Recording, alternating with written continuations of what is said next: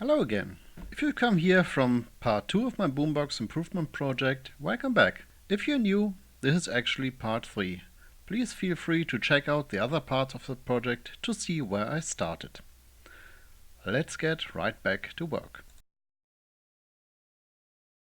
The ongoing task is still closing up the old speaker chassis mounting holes. This involves a lot of cutting, gluing, sanding and some epoxy. This is a bit tedious, but the only way to do it is to do it.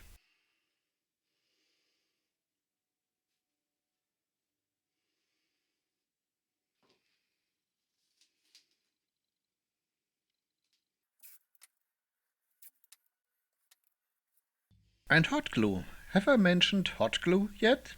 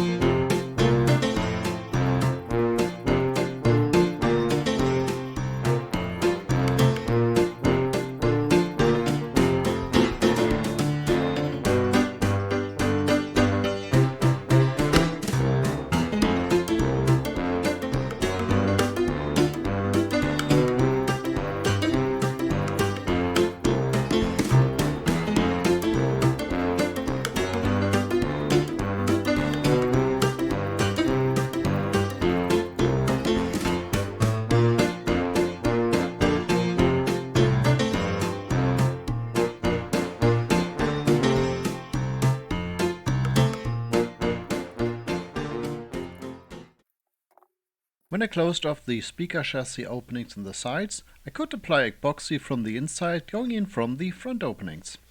Obviously, this was not available for the front openings anymore. So I cut some pieces of cardboard from a cereal box and glued them inside of the openings so the epoxy doesn't drip out of the glue joint.